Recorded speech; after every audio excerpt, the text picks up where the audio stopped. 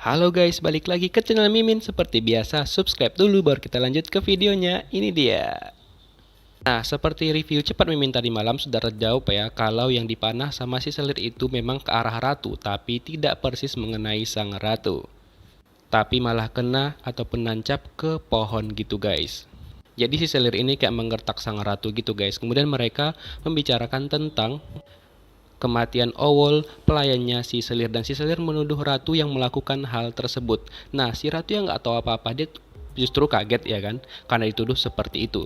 Kemudian ratu menjelaskan kepada selir bahwa dia tidak tahu apa-apa mengenai itu dan dia tidak pernah melakukan pembunuhan terhadap makhluk hidup apapun. Tapi si selir yang udah busuk akal, dia tetap tidak percaya pada ratu, dan setelah itu dia pun gak ada akhlak banget ya, malah manah kepala si ratu ya, walaupun pakai pelindung itu nggak sopan banget ya kan. Sumpah gak ada akhlak bener nih selir. Aduh, kesel Mimin. Nah, sedangkan pertandingan antara raja dan juga sepupunya ratu itu dimenangkan oleh sang raja. Jadi raja di sini sudah tidak dilihat lemah lagi oleh orang-orang yang menonton. Jadi tujuan raja tercapai ya kan. Nah, kembali lagi ke ratu dan juga si selir, akhirnya diumumkan siapakah pemenang-pemanah di antara mereka. Ya tentu aja sang ratu ya kan, dia memanah harimau yang poinnya lebih tinggi yaitu 10 poin. Dan si selir pun gak terima, terutama si ibu suri. Dan si ratu pun dengan sombongnya bilang bahwa dia sudah memiliki bakat yang alami. Padahal ceritanya ya kalian tahu sendiri ya kan. Nah, si ratu pun seneng banget karena memenangkan hadiahnya. Asik. Kemudian Dayang Choi sempat menceritakan pada sang ratu tentang kematian di istana yang banyak terjadi sekali, terutama karena racun, dan Dayang menyuruh ratu untuk lebih berhati-hati. Kemudian si ratu pun gak sengaja ngeliat si Pak Han yang dia pergoki lagi memasukkan racun ke bejana waktu itu guys. Kemudian dia meminta Dayang Choi untuk mengikuti si Pak Han tersebut. Tapi di perjalanan nih, Dayang Choi malah salfok sama bapak-bapak kekar. Ya kita tahu sendiri kan dia suka ngelihat hal yang kayak gitu loh. Dayang Choi. Tapi untung aja dia langsung sadar dan melanjutkan misinya dia. Nah, pada saat itu tiba-tiba aja dia kepergok sama Pak Han tersebut. Tapi untung aja Nyonya Choi ini pinter ya kan. Dia pura-pura jadi fansnya si Pak Han tersebut. Dan akhirnya Nyonya Choi berhasil mendapatkan nama aslinya dia. Dan ternyata tebakan si ratu benar, namanya itu adalah Han Sim Ong. Dayang Choi pun langsung melaporkan itu kepada sang ratu, dan ya dendam kesumat sang ratu makin membara-bara. Mungkin inilah dasarnya ataupun sejarahnya kenapa Margahan itu kalau di drama selalu sad boy ya, mungkin karena dikutuk sama ratu. Oke, kita balik lagi ke ceritanya ya guys.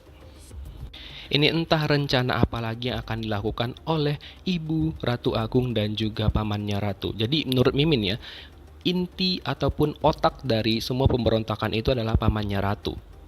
Cuma beruntungnya dia belum pernah keciduk aja. Menurut kalian gimana? Tulis di kolom komentar ya.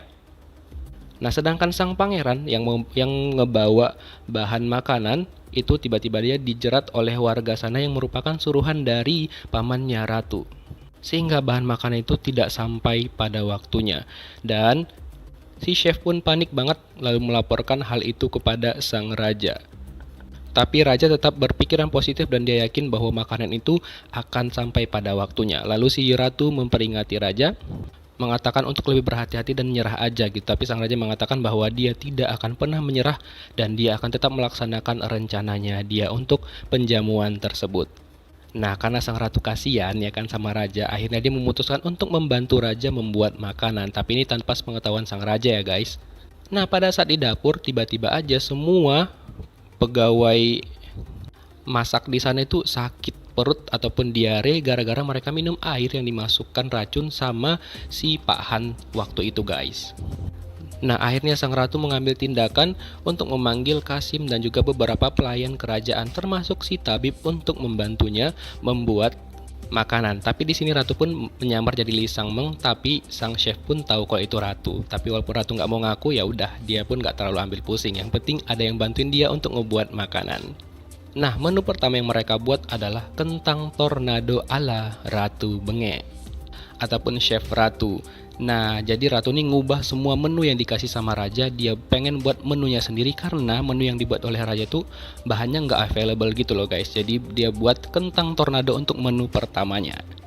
Dan dia memakai jarum dari tabib sebagai tusuknya. Aduh, sang tabib pun ngerasa dia nggak rela, tapi ya gimana lagi ya kan. Aduh, kasihan banget sih dia. Dan tentunya semua beberapa pelayan kerajaan yang dipanggil oleh ratu itu ngebantu mereka. Kemudian sang pangeran melaporkan kepada sang raja bahwa mereka dicegat di jalan dan bahannya kemungkinan tidak akan sampai, dan raja pun dah panik banget. Dan pamannya ratu malah senyum-senyum. Wah, dasar licik tuh orang ya. Tapi yang mengejutkan, tiba-tiba aja makanan pembukanya datang. Semua orang terkejut. Loh, kok bisa? Padahal kan bahan makanan ini nggak sampai. Siapa dulu yang nyiapkan kalau bukan Mama Dragon, chef ratu. Nah, awalnya mereka itu nggak yakin dengan makanan itu, kok cuma begini bentuknya ya kan. Kemudian sang raja menjelaskan tentang makanan tersebut. Dan pada saat raja menyuruh mereka untuk mencicipi hidangannya, wah, ekspresi mereka semua langsung berubah.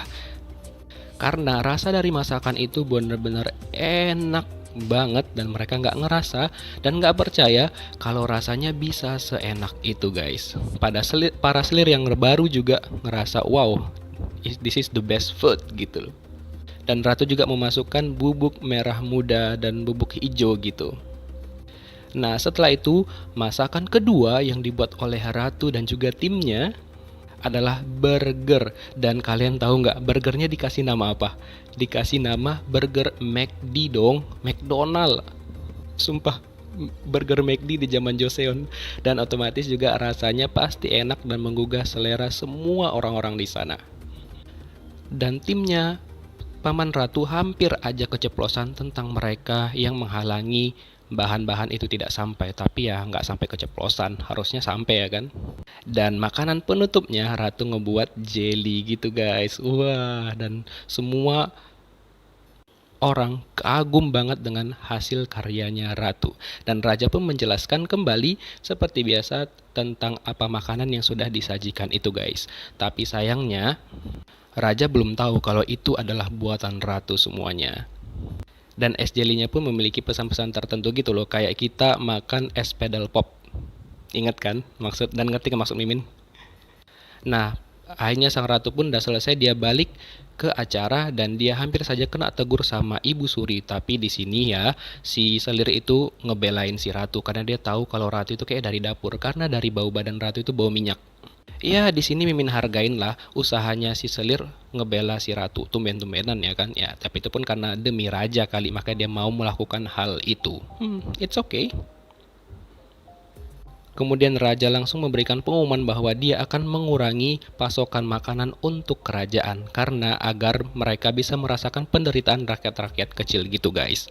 Tapi di sela-sela itu tiba-tiba aja pamannya ratu langsung memberi pengumumannya mengejutkan raja. Dia menyuruh Byong-in atau sepupunya ratu untuk menangkap prajurit-prajurit rahasianya raja dan langsung dipampang di situ loh.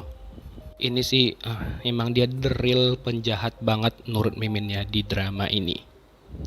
Nah, kemudian sang raja yang dari awal itu udah nahan emosi banget sama si pamannya ratu ini, dia langsung meledak emosinya dan gak bisa lagi menahan emosinya guys. Dan dia langsung meneriaki pamannya ratu. Tapi ya pamannya ratu ini masih lebih kuat dibandingkan si raja untuk saat ini guys. Dan dia masih bersikap santai dan dia meminta prajuritnya itu dipenggal kepalanya.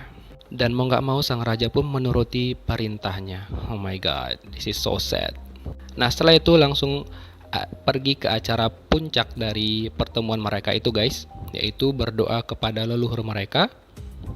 Dan raja pun membacakan doa-doanya dan dia pun membakar sejenis dupa gitu guys. Tapi tiba-tiba aja pada saat itu dupanya meledak karena ada bahan peledak di dalam dupa tersebut.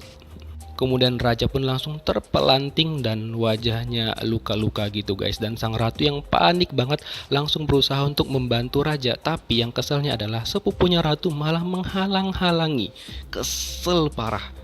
Dan itulah ending scene dari episode 12 ya teman-teman. Gimana menurut kalian? Silahkan yuk kita diskusi di kolom komentar. Thank you for watching. See you next video. Bye bye.